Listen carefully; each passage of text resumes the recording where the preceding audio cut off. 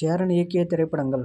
முதலாவதாக பார்த்திபன் மற்றும் மீனா நடித்த பாரதி கண்ணம்மா திரைப்படம் 1997ஆம் ஆண்டு வெளியானது. இரண்டாவதாக முரளி மற்றும் மீனா நடித்த பொற்காலம் திரைப்படம் 1997ஆம் ஆண்டு வெளியானது. மூன்றாவதாக முரளி மற்றும் ரம்பா நடித்த தேசியகீதம் திரைப்படம் 1998ஆம் ஆண்டு வெளியானது. நான்காவதாக பார்த்திபன் மற்றும் முரளி நடித்த வெற்றி கொடிகட்டு திரைப்படம் 2000ஆம் ஆண்டு வெளியானது. ஐந்தாவதாக அருண் விஜய் மற்றும் ராஜ்கிரண் நடித்த பாண்டவர் பூமி திரைப்படம் 2001ஆம் ஆண்டு வெளியானது. ஆறாவதாக சேரன் நடித்த ஆட்டோகிராப் திரைப்படம் 2004ஆம் ஆண்டு வெளியானது.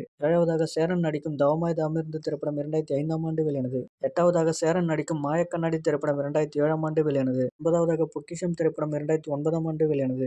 பத்தாவதாக ஜே.கே. எனும் நண்பனின் வாழ்க்கை 2015ஆம் ஆண்டு வெளியானது. இயக்குனர் சமுத்திரக்கனி இயக்கிய திரைப்படங்கள்.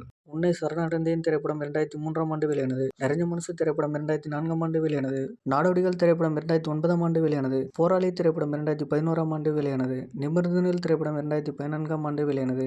அப்பா திரைப்படம் 2016ஆம் ஆண்டு வெளியானது. தொண்டன் திரைப்படம் 2017ஆம் ஆண்டு வெளியானது. நாடோடிகள் 2 திரைப்படம் 2020ஆம் ஆண்டு வெளியானது. அருணோதய சீதம் திரைப்படம் 2021ஆம் ஆண்டு வெளியானது.